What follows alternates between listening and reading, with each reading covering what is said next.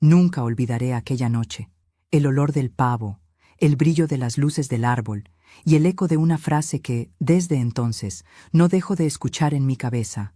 Come, mamá. Lo hice con todo cariño. Esa fue la última vez que creí en las palabras de mi hijo. Hasta ese instante, aún conservaba la esperanza de que, en el fondo, Adrián seguía siendo el niño bueno que me pedía un beso antes de dormir. Pero esa noche, entre risas fingidas y copas de vino, comprendí que ese niño se había ido hacía mucho tiempo. Habían pasado 7 meses desde la última vez que lo vi. 7 meses desde que discutimos por una herencia que yo no quería tocar y que él, sin pudor, reclamaba como suya. No era solo dinero, era la casa donde había crecido, el último lugar que aún guardaba la voz de su padre. Pero Adrián, influenciado por su esposa Camila, insistía en venderla. Yo me negué, y desde entonces el silencio se instaló entre nosotros como un muro invisible. Por eso me sorprendió tanto recibir su llamada aquella mañana. «Mamá, quiero que vengas a cenar con nosotros en Navidad», dijo, con una voz extrañamente dulce. Tardé unos segundos en responder. «¿Estás seguro, hijo?», pregunté con cautela. «Por supuesto. Camila y yo queremos que volvamos a ser familia». Familia, esa palabra, en su boca, sonó vacía, pero acepté. Quizá porque las madres, incluso heridas, seguimos esperando el milagro del arrepentimiento. Esa noche me arreglé con esmero. Saqué mi vestido verde oscuro, el mismo que había usado en la última Navidad con mi esposo. Cepillé mi cabello, me puse perfume y llevé un pequeño regalo, una bufanda tejida a mano como las que hacía cuando Adrián era niño. Tomé el autobús con el corazón apretado, mirando las luces navideñas desde la ventana y repitiéndome que, tal vez, esta vez todo sería distinto. Cuando llegué, Camila me abrió la puerta. Su sonrisa era tan perfecta como falsa. «Qué gusto verla, doña María José», dijo, extendiendo los brazos sin tocarme realmente. «Gracias, hija», respondí. «Feliz Navidad. Pase, pase». Adrián está en la cocina terminando la cena. Al entrar, me invadió una sensación extraña. La casa estaba impecable, demasiado. Cada adorno parecía colocado con precisión quirúrgica. Y sin embargo, el ambiente estaba cargado, como si algo invisible flotara en el aire. Los ojos de Camila se cruzaban una y otra vez con los de mi hijo, intercambiando miradas rápidas, tensas. Intentaban parecer naturales, pero fallaban. Adrián apareció con un delantal, sonriendo exageradamente. «Mamá», exclamó, «qué alegría verte». Me abrazó, aunque sentí su cuerpo rígido. «No tenías que cocinar tú, hijo», dije. «Siempre odiaste hacerlo». Él se rió, fingiendo ligereza. «Los tiempos cambian. Esta vez quería hacerlo yo. Es especial». Nos sentamos. Camila sirvió el vino, y Adrián colocó frente a mí un plato que olía delicioso, pero tenía un color extraño. «Pavo relleno con especias», dijo. «Lo hice pensando en ti». Tomé los cubiertos con calma, pero no probé nada todavía. Lo observé. Sus manos temblaban ligeramente. Camila evitaba mirarme directamente. El reloj marcaba las 9 y el sonido del segundero era tan nítido que parecía cortar el aire. Entonces, Adrián se inclinó hacia mí, sonriendo. «Come, mamá». Lo hice con todo cariño. Clavé mi mirada en sus ojos y sentí un escalofrío. Esa sonrisa no era la de mi hijo, era la de un desconocido que sabía algo que yo no. Sonreí suavemente y respondí. «Entonces pruébalo tú primero, mi querido». Hubo un silencio largo, pesado. Camila se tensó. Adrián me miró, confundido, y luego soltó una risa forzada. «¿Desconfías de mí, mamá?» «No, hijo», dije con voz serena. «Solo quiero que disfrutemos juntos». Él tomó el tenedor, cortó un trozo pequeño y lo llevó a la boca. Camila lo miraba fijamente, sin parpadear. Yo mantuve la sonrisa. Y entonces ocurrió. A los pocos segundos, Adrián palideció. Su mano tembló. El tenedor cayó al suelo con un ruido metálico. Y luego, el plato. El sonido del cristal rompiéndose retumbó en toda la casa. Camila se levantó de golpe. «Adrián, ¿qué pasa?», gritó. Yo no me moví. Solo lo observé, con el corazón latiendo despacio. Él se llevó las manos al cuello, respirando con dificultad, los ojos vidriosos. Después de unos segundos eternos, empezó a recuperarse. Tosió, bebió agua y me miró, pálido. Fue un mareo, balbuceó. Camila intentó sonreír, pero su rostro estaba desencajado. Yo me limité a decir, ¿ves, hijo? Por eso siempre es mejor probar lo que uno ofrece. Pero antes de continuar, quiero hacerte una invitación muy especial. Suscríbete al canal y deja tu me gusta. Esto me ayuda a ver que me apoyas y disfrutas de mis historias. Y comenta aquí abajo desde qué ciudad nos estás viendo. Ahora, continuemos. Después de aquel momento, la cena se volvió una farsa.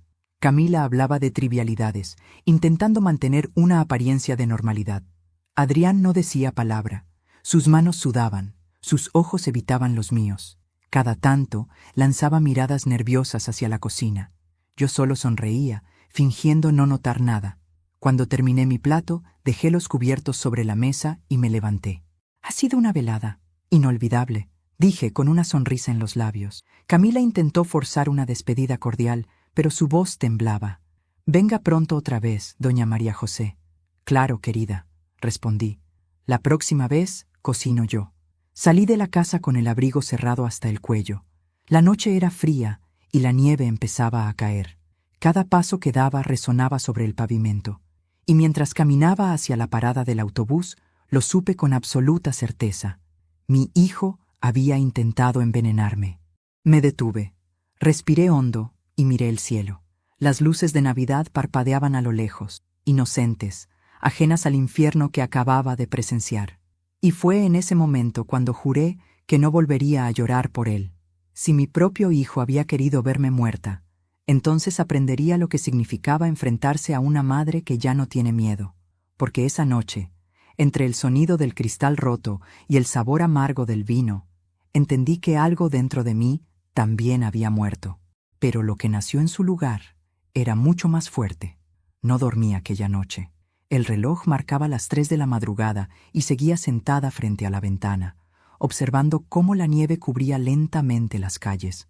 El silencio del invierno siempre me había parecido hermoso, pero esa noche sonaba distinto, como si el mundo entero contuviera la respiración, esperando a que yo comprendiera lo que realmente había ocurrido. En la mesa, el teléfono permanecía encendido. Lo tomé varias veces, con la intención de llamar a Adrián, de gritarle, de preguntarle por qué. Pero cada vez que veía su nombre en la pantalla, me invadía una calma extraña.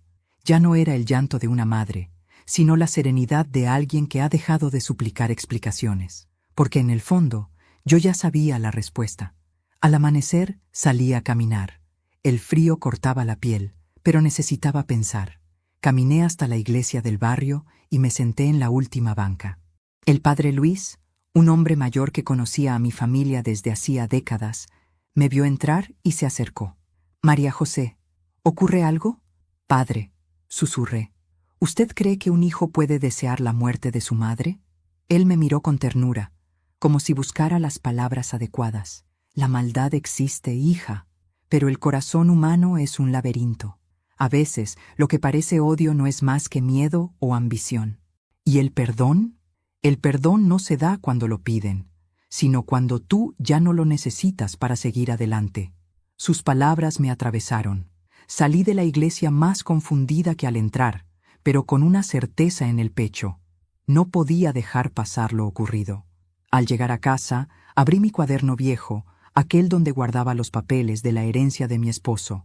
Entre ellos encontré una carpeta azul con documentos firmados meses atrás por Adrián. Eran los papeles que él me pidió revisar para mantener la casa a salvo. Pero al leerlos con detenimiento, noté algo que me hizo detener la respiración. Mi firma estaba falsificada. Las lágrimas empezaron a correr sin que pudiera detenerlas. Cada trazo era una puñalada.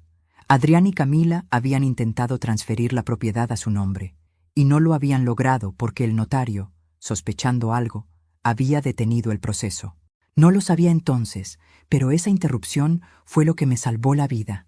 La casa seguía siendo mía, y ahora entendía por qué me habían invitado a esa cena, por qué ese repentino reencuentro familiar, después de tantos meses de desprecio. Querían eliminarme antes de que descubriera la verdad. Durante el almuerzo recibí una llamada inesperada. Era doña Leticia, la vecina de Adrián. María José, disculpe que la moleste, pero anoche vi algo raro en casa de su hijo. ¿Qué vio, Leticia? Después de que usted se fue, una ambulancia llegó, pero se fue al poco tiempo. Él parecía mal. Su esposa estaba llorando. Mi corazón dio un vuelco, así que no lo había imaginado. Adrián realmente se había intoxicado. Lo que quiso darme, terminó probándolo él. Colgué el teléfono con las manos temblorosas. No sentí alivio ni alegría.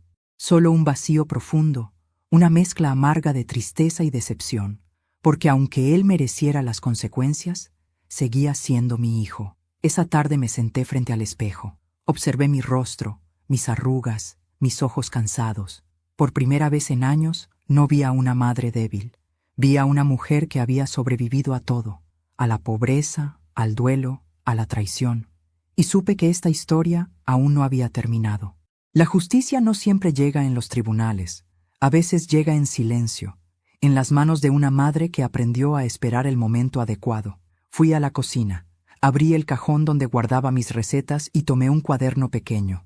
Allí, entre hojas amarillentas, guardaba una nota escrita por mi esposo, Antonio, antes de morir.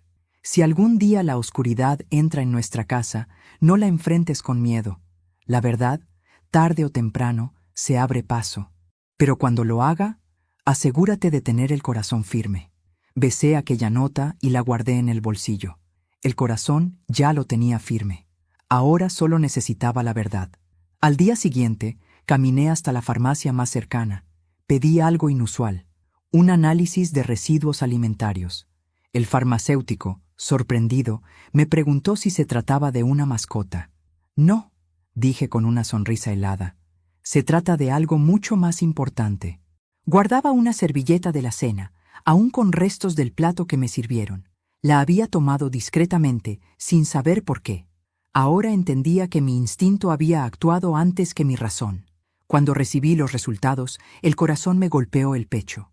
El informe decía: presencia de trazas de pesticida orgánico, común en productos para ratas. Mis manos temblaron. Me senté. Lo miré una y otra vez, sin poder creerlo. Mi hijo, mi propio hijo, había intentado matarme con veneno. No lloré, no grité, solo respiré, lento, sintiendo cómo algo dentro de mí se apagaba.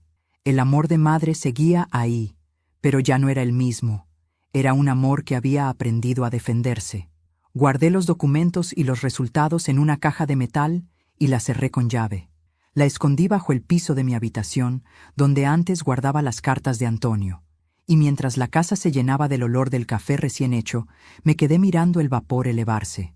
Era como mi vida, efímera, frágil, pero todavía caliente. Sonreí. Ya no era una víctima, era una testigo.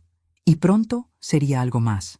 Esa noche escribí en mi diario: cuando el veneno viene de la sangre, no se cura con antídoto. Se cura con paciencia, porque hay heridas que no matan, solo te despiertan. Y yo ya desperté.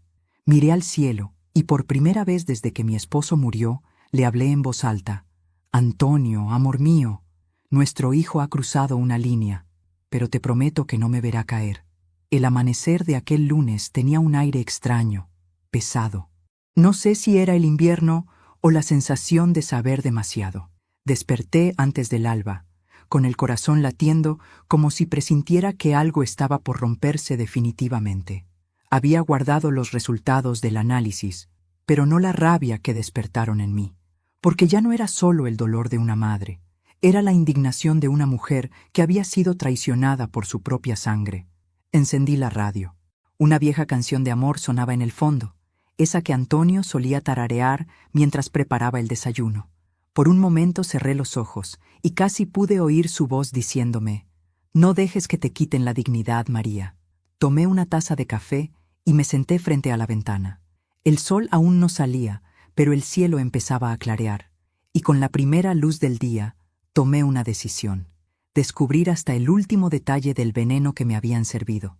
Fui al hospital donde trabajaba una vieja amiga de Antonio, la doctora Rebeca Molina, toxicóloga. Le mostré los resultados, intentando mantener la voz firme. Ella los revisó en silencio, frunciendo el ceño. «Esto no es un error, María», dijo al cabo de unos segundos. Lo que ingeriste pudo matarte en cuestión de horas, pero no lo hice. Respondí con calma. ¿Estás segura de que no comiste nada más esa noche? Segurísima.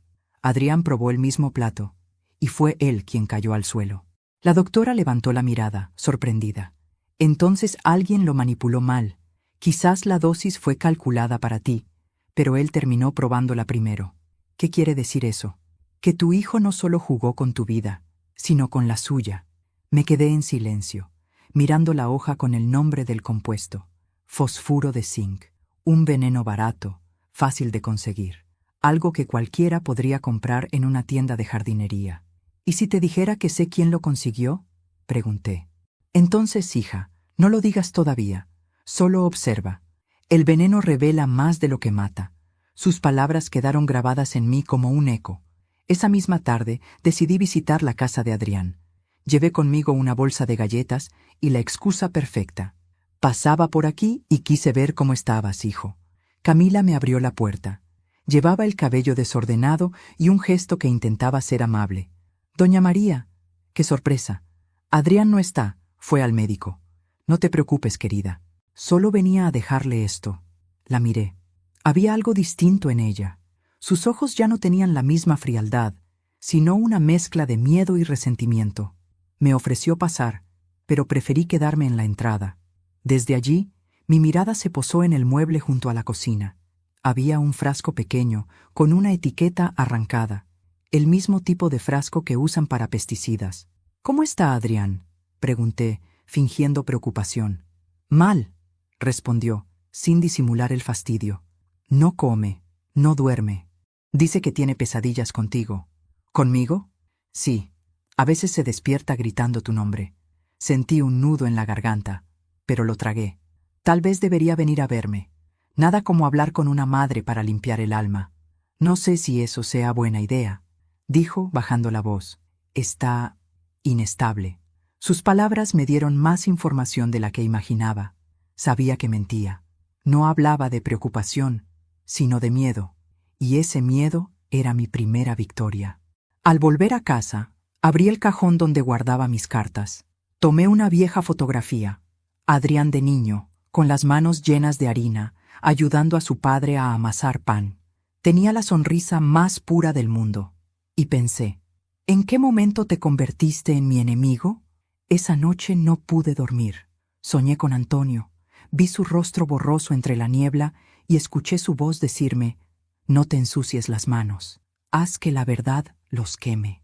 Desperté empapada en sudor y supe lo que debía hacer. Durante los días siguientes, comencé a juntar pruebas, llamadas, mensajes, documentos.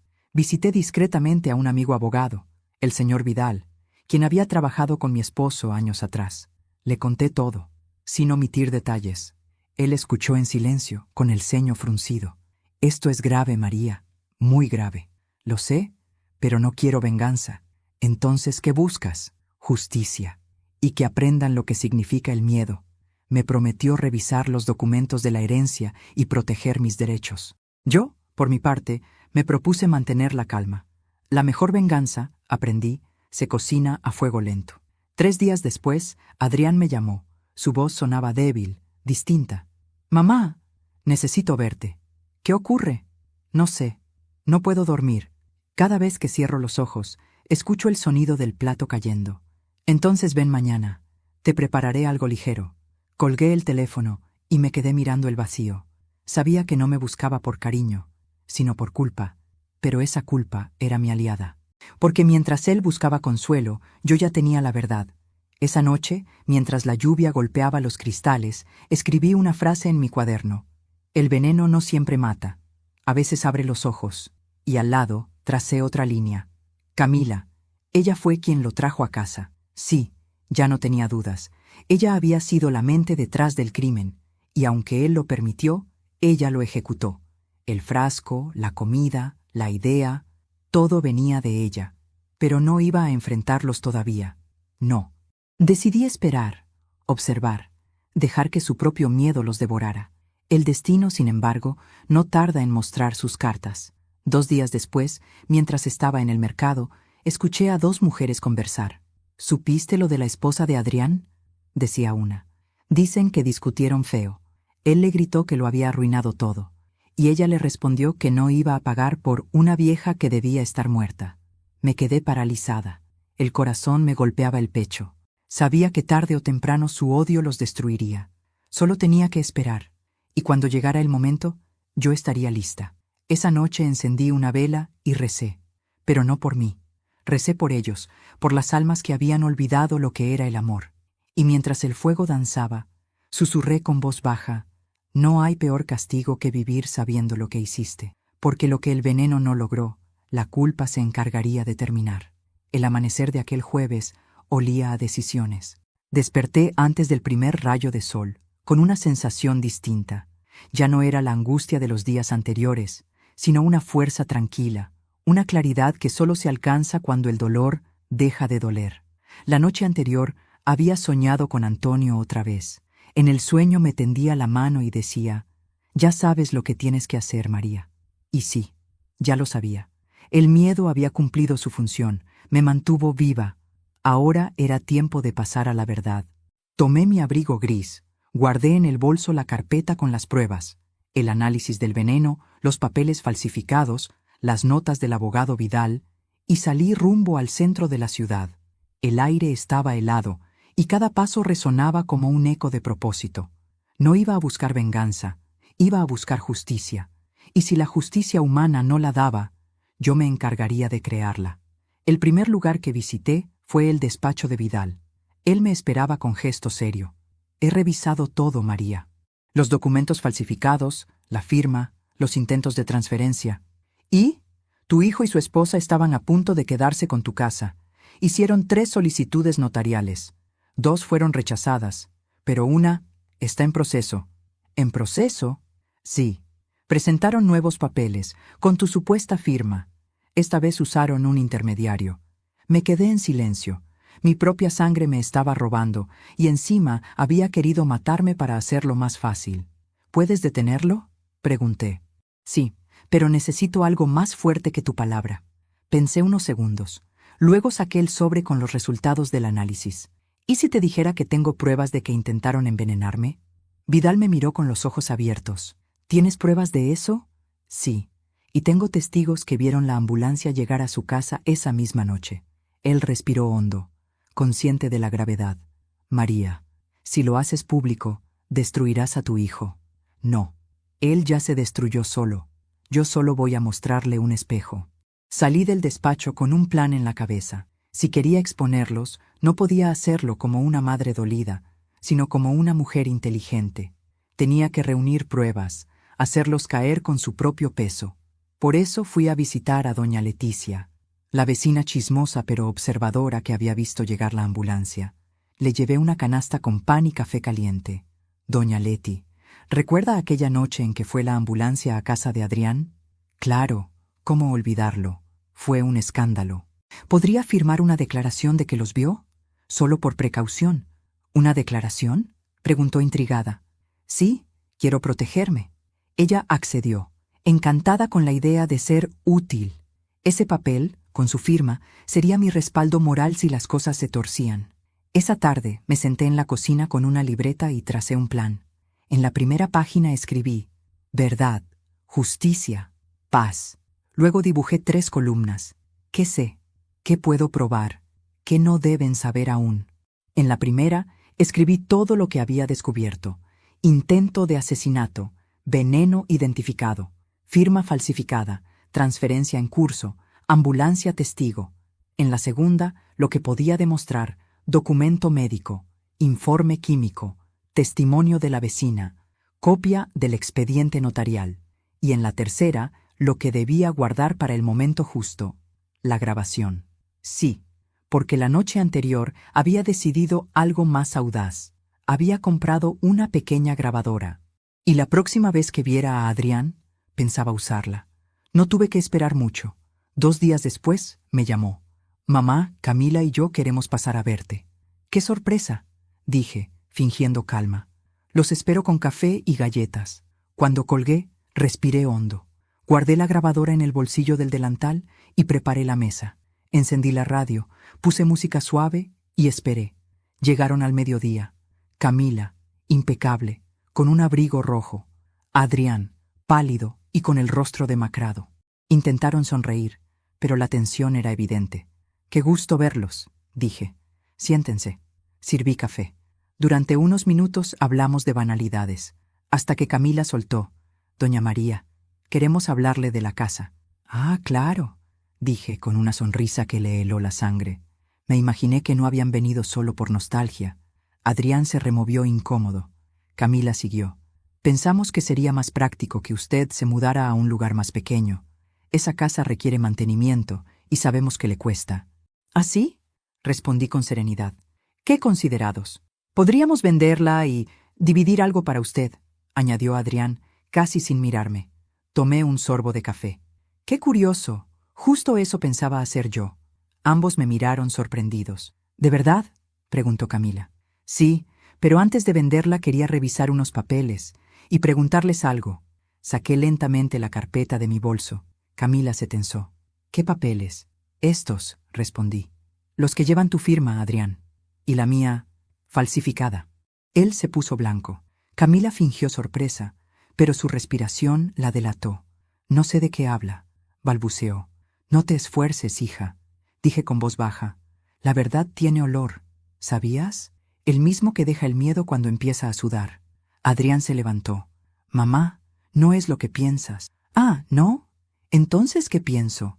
¿Que el veneno en la comida fue una coincidencia?» Camila palideció. «¿Qué dice?» «Digo», continué, acercándome, «que la próxima vez elijan un veneno menos vulgar. Ese que usaron lo detecta cualquier laboratorio». El silencio fue absoluto. La grabadora en mi bolsillo seguía girando, captando cada palabra. Adrián empezó a temblar. «Mamá, por favor». «Tranquilo, hijo», le interrumpí. «No voy a denunciarte». «Aún no». Camila me miraba con odio. Yo le devolví la mirada con algo más fuerte, compasión, porque sabía que una mujer así no siente culpa, solo miedo. «Váyanse», les dije finalmente, «y piensen muy bien qué harán con la poca dignidad que les queda». Cuando la puerta se cerró, respiré profundo. Había ganado la primera batalla. Tenía todo: su reacción, sus palabras, su miedo. Pero aún no era el momento de exponerlos. Primero, quería verlos caer, lentamente. Encendí una vela frente a la foto de Antonio y susurré: «La verdad está en marcha, amor mío, y esta vez no la detiene nadie». Cuando la verdad dejó de ser un pensamiento y se convirtió en arma, supe que debía ser prudente. No quería triunfos ruidosos que luego pudieran volverse en mi contra. Quería una derrota limpia para ellos, una que no dependiera de mi llanto ni de mi venganza, sino de los hechos. Lo primero fue cuidar las pruebas: la servilleta con restos del pavo, el informe del laboratorio, la firma falsificada, la declaración de doña Leticia. Todo lo junté, lo ordené y lo deposité en manos del señor Vidal, que entendió desde la primera palabra que aquel caso era más que un conflicto familiar. Era un crimen. Vidal me aconsejó paciencia y cautela. «No lo publiques en la televisión ni en redes antes de tener el bloqueo notarial y la denuncia presentada», me dijo. «Si adelantamos pasos, podemos perder el control del proceso». Tenía razón. El orgullo me apretó la garganta, pero recordé la lección que Antonio me dejó en su librito de notas. La verdad no necesita gritos, necesita tiempo. Así que actué como actúa la gente que ha sido humillada muchas veces, con lentitud y disciplina. Presentamos la demanda preventiva y mientras el juez revisaba los papeles, yo trabajé en lo siguiente: la opinión pública. No vivo en un mundo de pantallas, pero conozco la radio del barrio, la emisora que Antonio escuchaba cada mañana y que todavía repetía las canciones de su juventud. Allí es donde decidí poner la grabación. No quería espectáculo, quería testimonio.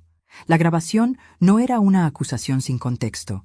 Era una voz, la de mi propio hijo, que decía lo que pensaba hacer. Escuchar esas palabras por la radio fue como poner un espejo delante de todo el vecindario. No solo se oyó la intención de hacerme daño, sino la frialdad de quien la lideraba. Yo no hablé en ese momento. Dejé que el aire hiciera su trabajo. La reacción fue más rápida de lo que imaginé. Al día siguiente el notario recibió decenas de llamadas. El miedo, que Camila creía controlar se volvió contra ella. Las tiendas del barrio comenzaron a comentar. Los jóvenes del taller dejaron de bromear con Marcos. Las madres que antes lo miraban con admiración conversaban a mi puerta. Sentí el cambio en la atmósfera. Ya no era la mujer frágil que se había ido a casa con una bufanda tejida. Era la que tenía pruebas. La comunidad, en silencio, decidió ponerse de mi lado. Eso no fue consuelo frívolo. Fue la devolución de la dignidad. Pero antes de continuar, dime aquí en los comentarios, ¿qué te está pareciendo esta historia hasta ahora y qué harías tú en su lugar? No te vayas del video, porque lo que viene a continuación te pondrá la piel de gallina. Con la radio sonando mi grabación, la fiscalía ya no pudo mirar para otro lado. En la comisaría tomaron mi declaración con una profesionalidad que me sorprendió. Me hicieron preguntas puntuales, y yo les respondí con la calma de quien no busca venganza, sino certidumbre. Entregué la servilleta, el informe químico y el recorte del ticket de compra del pesticida que, gracias a la investigación del señor Vidal, habíamos localizado en la ferretería donde Camila había pagado en efectivo. Fue un golpe que no dejó lugar a dudas. El intento de envenenamiento era real y quienes lo planearon estaban cerca. Mientras tanto, yo seguí representando la vida que no quería perder. Hice sopa para las vecinas, doné mantas al orfanato, tejí bufandas para quienes temblaban de frío. Esa apariencia de rutina hacía que mis enemigos se sintieran seguros, pero la seguridad que ellos buscaban era la de quien confía en la impunidad. Yo, sin embargo, ya no necesitaba su silencio. Necesitaba la mirada pública. Y la mirada pública llegó con artículos en el periódico local y con conversaciones en la plaza. Camila, que antes movía los hilos detrás de una sonrisa, empezó a mostrar grietas. La vi salir sin maquillaje, con las manos temblorosas, hablar con conocidos que la evitaban. Recibí cartas, mensajes, abrazos de quienes nunca me habían ofrecido nada. Fue hermoso y extraño. El barrio, que antes me veía como un obstáculo insignificante, ahora me buscaba para agradecerme porque mi exposición había salvado a otros. Pensé que eso solo pasaba en los noticieros, me dijo una vecina llorando, pero usted nos mostró que la maldad a veces viene dentro de casa. Esas palabras pesaron más que cualquier aplauso en la radio. Comprendí que mi lucha había dejado de ser personal. Era una defensa colectiva. Hubo una respuesta inmediata de su lado. Amenazas veladas, mensajes borrados, el intento de comprar la lealtad de algunos conocidos. Nada funcionó.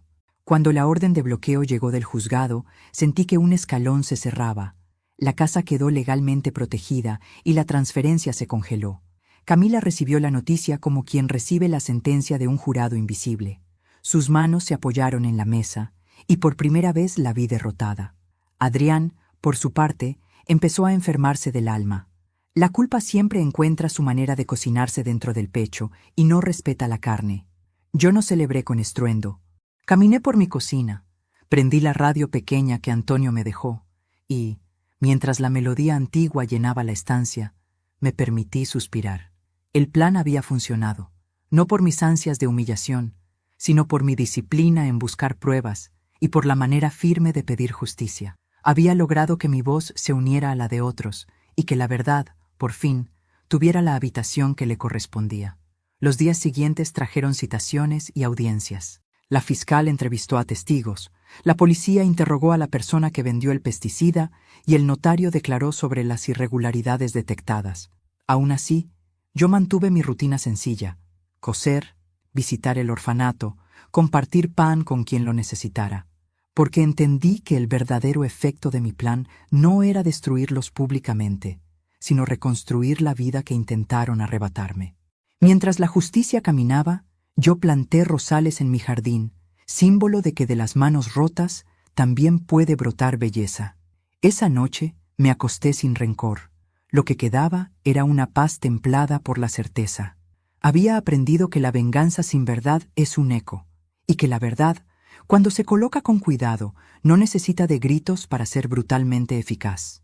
Y mientras la radio repetía otra vez aquella grabación, la voz de mi hijo resonó en el barrio como la advertencia de lo que se paga cuando se comercia con la vida ajena.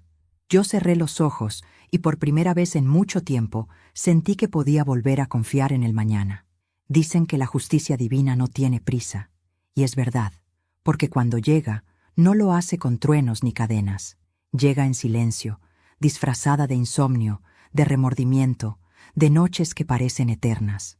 Eso fue lo que empezó a vivir Adrián, y lo supe porque el propio destino quiso que yo lo viera con mis propios ojos. Pasaron 2 semanas desde la denuncia.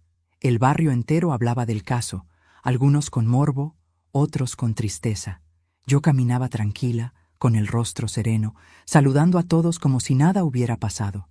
Pero cada vez que escuchaba mi nombre susurrado entre las calles, sabía que el veneno, el real y el moral, seguía haciendo efecto, solo que esta vez en los culpables. Una tarde, mientras regaba mis rosales, vi a Adrián al otro lado de la calle. No se atrevió a mirarme directamente. Estaba pálido, demacrado, con los ojos hundidos. Cruzó la vereda tambaleándose, y durante un instante creí que se acercaría a hablar conmigo.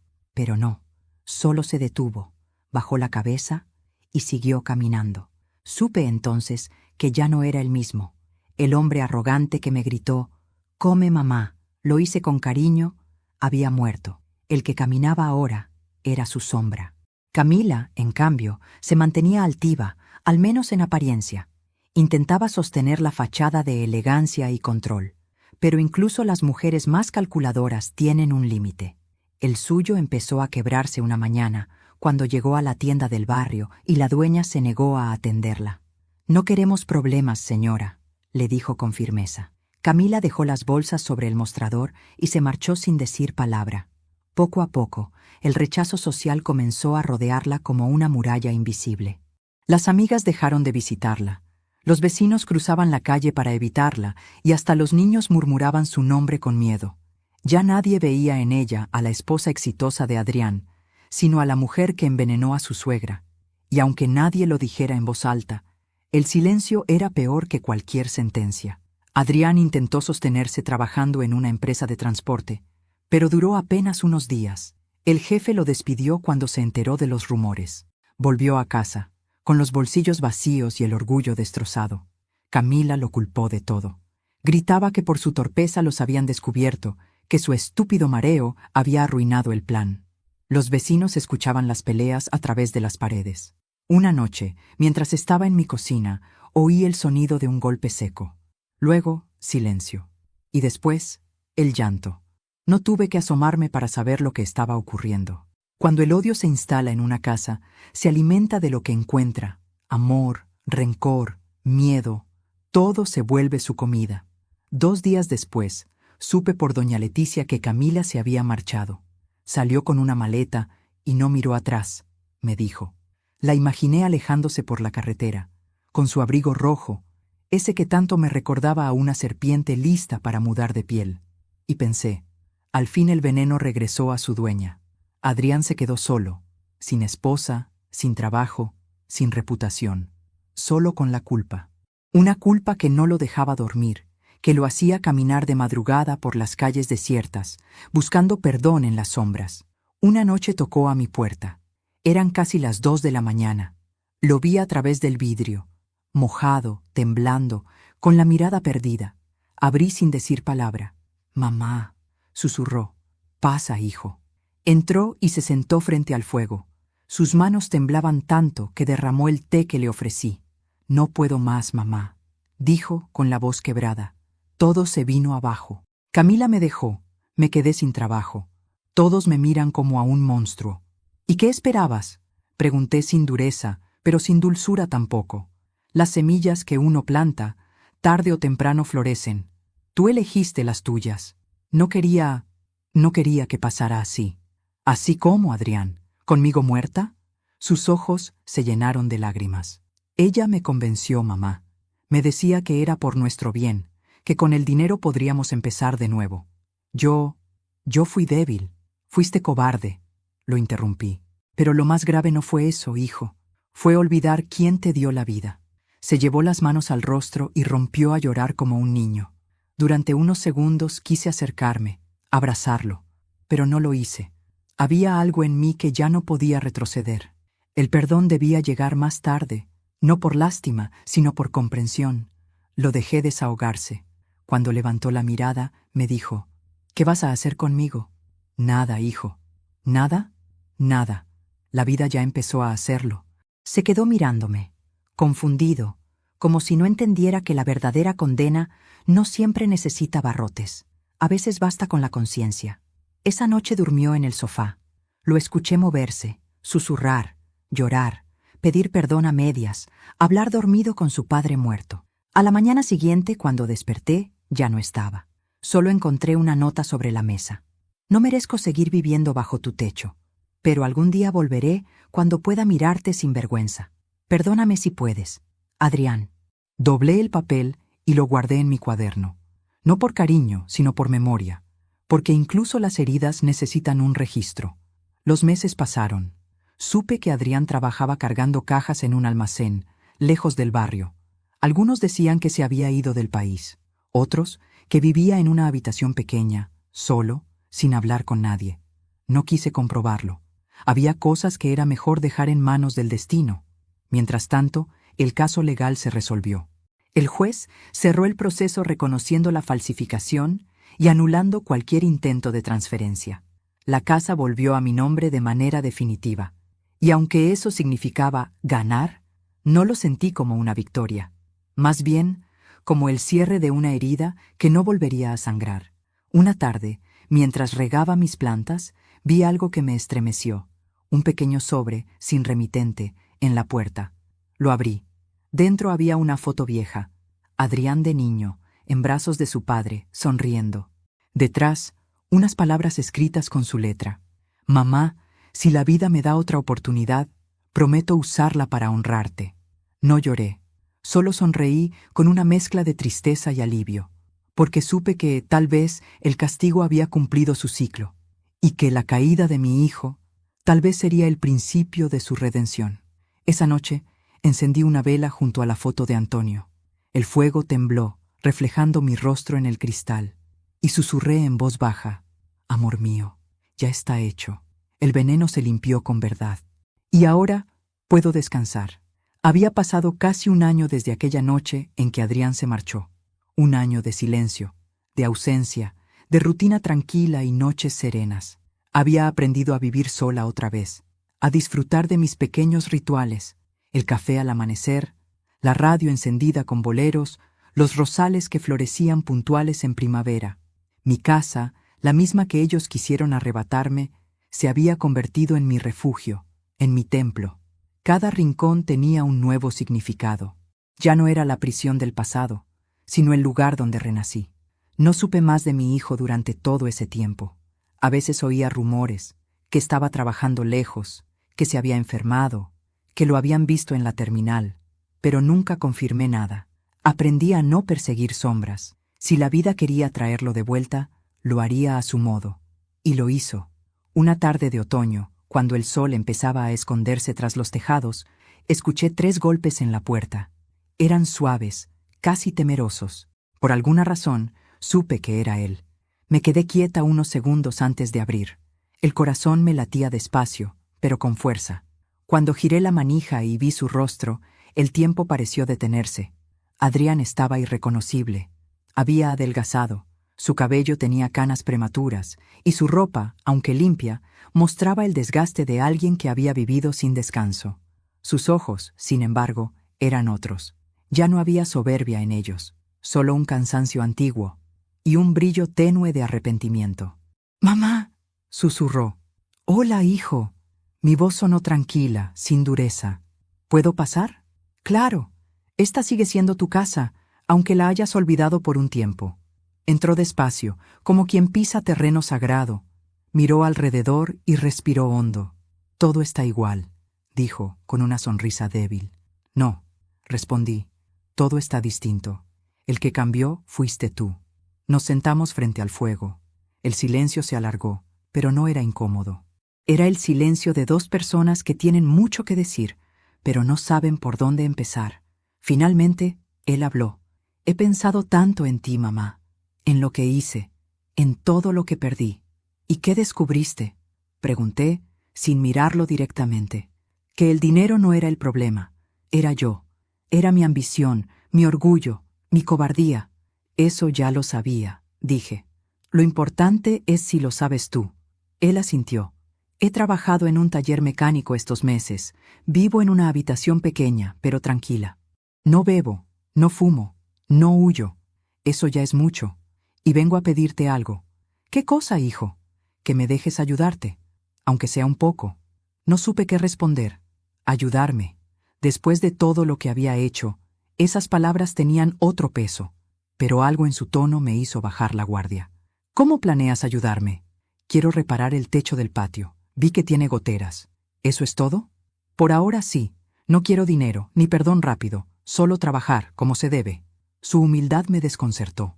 Durante años había soñado con verlo doblegado, arrepentido, pero ahora que lo tenía frente a mí, no sentí placer, sentí paz, porque lo que veía ya no era el hijo que me traicionó, sino el hombre que por fin estaba pagando su deuda más grande, la interna. Mientras reparaba el techo durante los días siguientes, Adrián se quedaba a comer. Yo cocinaba en silencio, y él comía sin prisa, agradeciendo cada plato con sinceridad. A veces hablábamos de cosas simples, el clima, los vecinos, el precio del pan. Otras veces la conversación se quedaba suspendida en recuerdos. Una tarde, mientras lijaba la madera del marco de la puerta, me dijo: «¿Sabes, mamá? A veces sueño con papá».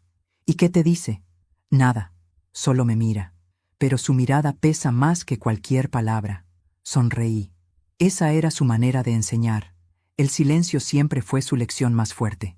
Creo que lo entiendo ahora. Me di cuenta de que estaba cambiando. No porque dijera las cosas correctas, sino porque ya no intentaba justificarse. Simplemente reconocía lo que había sido y aceptaba lo que era. Una noche, mientras cenábamos, Adrián dejó los cubiertos y me miró fijo. «Mamá, ¿alguna vez vas a poder perdonarme?». La pregunta me atravesó. Durante meses había imaginado ese momento, pero no de esa manera, no con su voz temblorosa, ni con lágrimas contenidas. Respiré hondo. El perdón no se pide, hijo, se demuestra. Lo sé. Pero, ¿crees que algún día pueda demostrarlo? Ya lo estás haciendo, dije suavemente. Estás aquí, no huyes, trabajas con tus manos. Eso ya es un principio. Él bajó la cabeza. A veces me despierto de madrugada pensando en esa noche, en tu voz diciendo: «Pruébalo tú primero», y siento que vuelvo a morir. «Pues déjalo morir de una vez», respondí. «No revivas ese momento. Empieza a construir uno nuevo». Sus ojos se llenaron de lágrimas. «Gracias, mamá. No me agradezcas. Agradece al tiempo. Fue él quien te dio la segunda oportunidad». Los días siguientes transcurrieron con una paz que me sorprendía. Adrián seguía reparando cosas por la casa, y cada día parecía un poco más sereno. Una tarde, mientras terminaba de pintar la verja, me miró y dijo: «Mamá, no sé si aún soy digno de ti». «Nadie nace digno, hijo. Se vuelve digno cuando aprende de sus errores». Nos reímos juntos, y por primera vez en años, su risa no me dolió. Sonaba limpia, humana, viva. Esa noche, cuando se fue, me dejó un sobre la mesa. Dentro había un billete arrugado y una nota. «Para el techo, para la pintura, para lo que haga falta. No es mucho, pero esta vez quiero darte algo que venga de mí». Lloré. No por el dinero, sino por lo que representaba. El principio del cambio. Miré la ventana. La luna iluminaba el jardín. Los rosales florecían otra vez. Y en el silencio de esa noche, entendí que el perdón no era olvidar lo que me hicieron. Era poder mirar atrás sin rabia y adelante sin miedo. La paz tiene un sonido muy particular. Es como el rumor suave de una casa vieja cuando todo está en orden. El reloj que marca la hora exacta, el fuego que cruje sin asustar, las tazas que se golpean apenas al lavarse. Esa era mi vida después de todo. Serena, equilibrada, en apariencia, completa. Pero el pasado, ese que uno cree haber enterrado, tiene una habilidad perversa. Sabe encontrar grietas, aunque una crea que las ha sellado todas. Todo empezó una noche cualquiera, una noche de esas que no anuncian nada. Estaba tejiendo junto al fuego cuando escuché un ruido afuera. No era un animal, era algo distinto. Pasos, pasos lentos, medidos, como si alguien quisiera hacerse notar y esconderse al mismo tiempo. Me levanté, apagué la lámpara y miré por la ventana. El jardín estaba iluminado por la luna, y al principio no vi nada, pero luego, junto al portón, distinguí una silueta, una mujer, alta, delgada, con un abrigo oscuro. El corazón me dio un vuelco. Sabía quién era. Camila. Sentí un frío que no venía del viento. No podía creerlo. Había pasado casi un año desde que desapareció, desde que se marchó con una maleta y la vergüenza en el rostro. ¿A qué volvía ahora? ¿A terminar lo que empezó? Por un momento, el miedo me paralizó. No por mí, sino por Adrián. Sabía que él estaba reconstruyendo su vida, que cada día que pasaba sin hablar de ella era una victoria pequeña pero real. Y ahora esa sombra volvía, justo cuando el sol empezaba a brillar. Golpeó la puerta una vez, luego otra. «Sé que estás ahí, vieja», dijo con esa voz que nunca olvidé. «No tengas miedo, solo quiero hablar». No respondí. Me quedé quieta, respirando despacio. Ella siguió hablando. «Tu hijo me busca, ¿sabes? Está desesperado. Cree que cambié. Pero no. Yo no cambio, María José. Yo cobro». El tono de su voz era venenoso, frío, y lo peor era que sonaba segura. A la mañana siguiente llamé a Adrián. «Hijo, ¿has visto a Camila últimamente?» Hubo un silencio largo al otro lado del teléfono. «¿Por qué me preguntas eso?» «Porque vino anoche». «¿Qué?»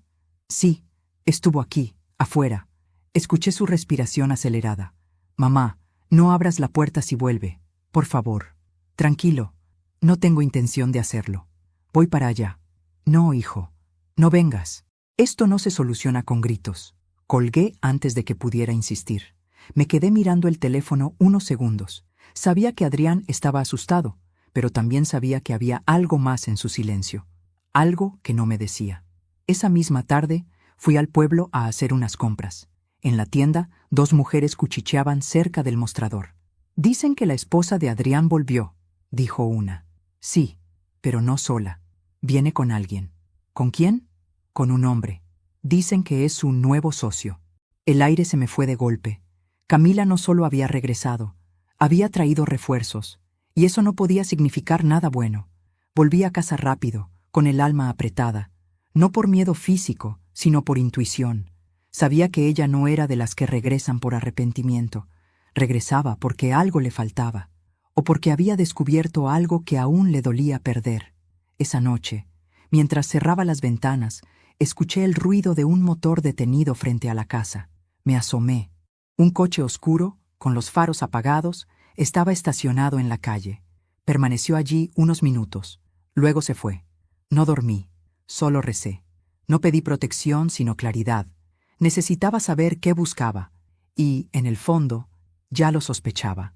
2 días después, el golpe definitivo. Llegó una carta sin remitente. El sobre estaba húmedo, escrito con tinta apurada. La abrí y sentí un escalofrío al leer las primeras líneas.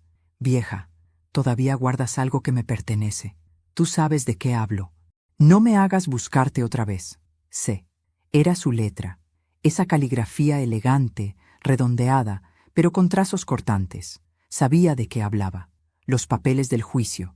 Camila creía que aún tenía las copias originales, los documentos con su nombre falsificado, la grabación. Y en parte, tenía razón. Todo seguía guardado bajo el piso de mi habitación.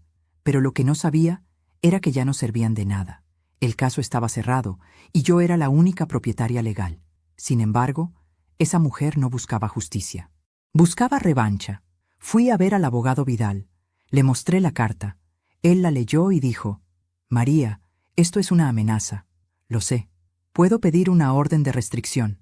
«No». «¿Por qué no?» «Porque quiero verla». Me miró como si estuviera loca. «¿Verla?» «Sí, quiero que venga. Quiero mirarla a los ojos». Vidal se pasó la mano por la frente. «Sabes que puede ser peligroso». «Más peligroso es vivir con miedo, doctor». Esa noche escribí en mi diario: «El miedo no se vence huyendo, se vence mirándolo a los ojos. Si el pasado quiere volver, que venga. Pero esta vez no me encontrará débil». Dejé la carta sobre la mesa, junto a una vela encendida, y abrí las ventanas. El viento helado entró en la casa, apagando las sombras que quedaban, y mientras el fuego crepitaba, susurré para mí misma: «Que venga, si se atreve, El aire estaba quieto, pesado, como si el mundo contuviera la respiración. Sabía que vendría esa noche. Lo supe por la forma en que los perros comenzaron a ladrar, por el crujido del portón, por la sombra que se movió frente a la ventana. No me moví. Me senté en mi mecedora, con una taza de té caliente entre las manos, y esperé. El golpe en la puerta fue firme, decidido. «Ábreme, María José». Esa voz, fría, arrogante, tan segura de sí misma como siempre.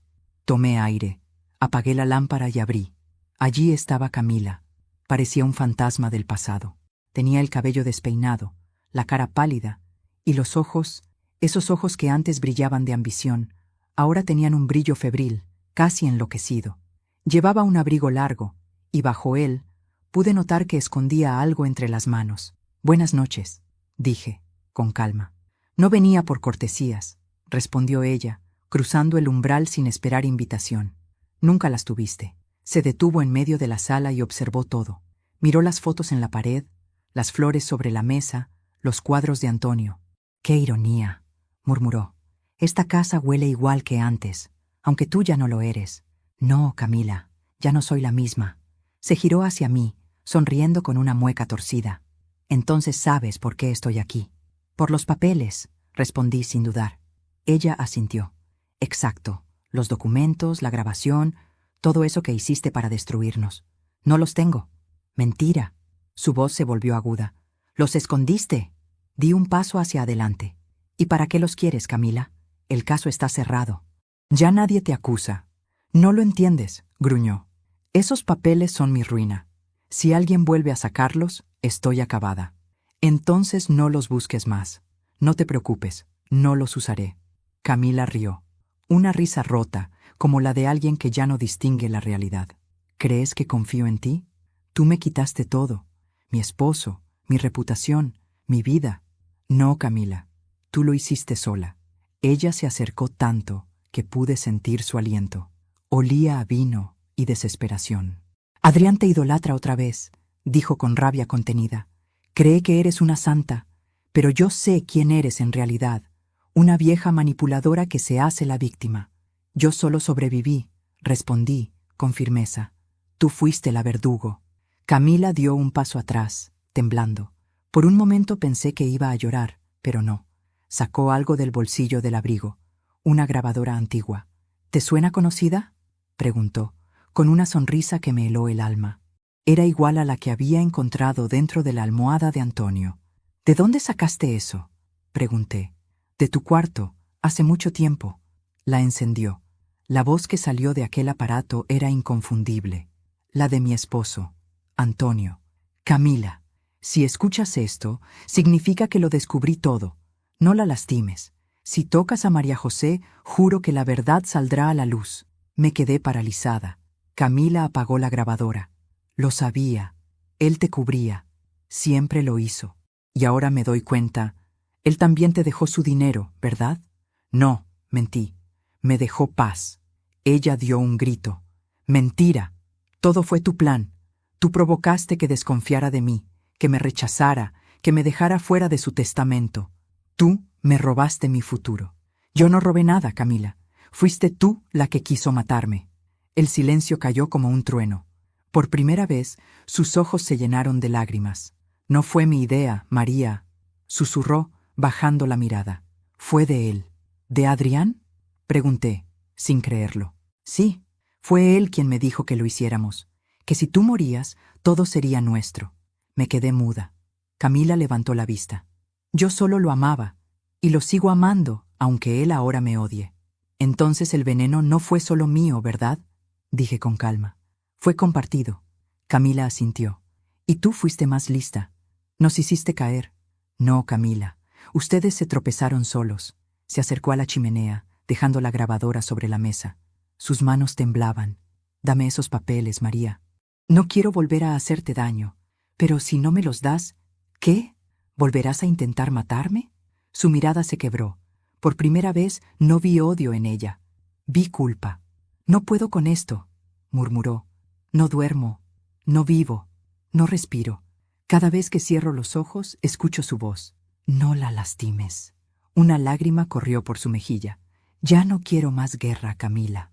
Yo tampoco, dijo, dejando caer el abrigo. De su bolsillo, en lugar de un arma, sacó una pequeña botella de vidrio. Dentro, un líquido transparente. Pensé que sería para ti, susurró, pero creo que será para mí. No, grité, avanzando hacia ella, pero ya había desenroscado la tapa. La botella cayó al suelo, vacía. Camila se derrumbó entre mis brazos. Lloré, no por ella, sino por todo lo que representaba, la miseria humana, el veneno de la ambición, la ruina que deja el odio cuando se disfraza de amor. Llamé a la ambulancia, pero ya era tarde. Murió con los ojos abiertos, mirando la foto de Antonio en la pared. Me arrodillé junto a su cuerpo y susurré, que el cielo te dé la paz que no supiste buscar aquí. Cuando la policía llegó, yo solo dije la verdad. Vino a buscar el pasado, y el pasado la encontró. El amanecer después de la tragedia fue distinto a todos. El sol entraba tímido por las cortinas, pero su luz no me lastimaba los ojos. Por primera vez en mucho tiempo no sentí miedo al abrirlos. La noche anterior había sido el fin de una historia que tardó demasiado en apagarse. Camila se fue como vivió, en silencio, con un gesto de soberbia mezclado con arrepentimiento. Y aunque nadie lo entendería, yo no la odiaba. El cuerpo fue retirado por la policía cerca de las 3 de la madrugada. Me hicieron preguntas, tomaron notas, revisaron la botella rota. Yo respondí con calma, sin lágrimas ni temblores, tal vez porque no quedaba nada que llorar. Había sido una guerra larga y la última batalla se había librado en mi propio salón. No gané nada, pero tampoco perdí. Solo terminé. Los días siguientes fueron silenciosos. El pueblo entero volvió a hablar, a murmurar, a juzgar. Algunos decían que yo tenía mala suerte, otros que era una mujer peligrosa. Aprendí a no escuchar. A esas alturas, las opiniones ajenas eran un eco sin fuerza. Lo único que me importaba era cerrar el círculo, y ese cierre vino en forma de una visita inesperada. Una tarde, mientras regaba mis plantas, vi acercarse a Adrián. Traía flores en las manos, flores blancas. Cuando llegó al portón, no dijo nada. Solo me miró con esos ojos cansados, tristes, pero sinceros. Lo dejé pasar. La policía vino a verme, dijo finalmente. Me contaron lo de Camila. Sí, no sé qué decirte, mamá. A veces no hay nada que decir, hijo. Solo aceptar lo que fue. Él bajó la cabeza. Nunca pensé que todo acabaría así. Nadie lo piensa cuando empieza algo que cree controlar. Se quedó en silencio largo rato, mirando el jardín. Los rosales estaban en flor, y el aire olía a tierra mojada. ¿Puedo ayudarte con algo?, preguntó. Sí, respondí con una leve sonrisa. Puedes quedarte a cenar. Esa noche comimos sopa caliente y pan fresco. No hubo grandes discursos ni disculpas solemnes. Solo 2 personas que compartían la misma historia, intentando respirar en paz. A veces nos mirábamos y sonreíamos sin palabras. Y en ese silencio, entendí que el perdón no es un gesto, sino un proceso. No se da en un instante, sino en los pequeños momentos en los que el alma deja de doler. Después de cenar, Adrián se levantó y me dijo: «Voy a reconstruir mi vida, mamá. Desde abajo. Eso quiero oír. ¿Me visitarás? Si lo haces bien, no hará falta. Estarás en paz, y eso me bastará». Antes de irse, dejó las flores blancas sobre la mesa. «Son para ella», dijo. A su manera, también fue una víctima. Asentí. No podía negar que, en el fondo, tenía razón. Esa noche encendí una vela junto a las fotos de Antonio y Camila. Las miré largo rato. El fuego de la vela bailaba entre ambas imágenes, como si quisiera unirlas por última vez. Recordé la voz de Antonio en la grabadora, su advertencia: «No la lastimes». Y pensé que, de algún modo, esa frase había sido una profecía, porque al final, Camila no me lastimó. Se lastimó a sí misma, y yo, por primera vez, podía soltar el rencor. Me senté en la mecedora, con una manta sobre las piernas. Afuera llovía suavemente. La lluvia golpeaba el techo reparado por mi hijo, ese mismo que un día intentó destruirme. Y sonreí, porque la vida, con toda su crueldad, también sabía ser justa cuando quería. Esa noche dormí sin pesadillas, sin sueños, sin fantasmas, solo un silencio cálido, como el abrazo que siempre esperé. Y al despertar, lo supe. Mi historia, con sus cicatrices, ya tenía final. No de cuento, sino de verdad. Un final donde la justicia no vino de un tribunal, ni del castigo, sino de la paz que uno se gana cuando decide no volver a odiar. Han pasado 3 años desde entonces. Adrián reconstruyó su vida.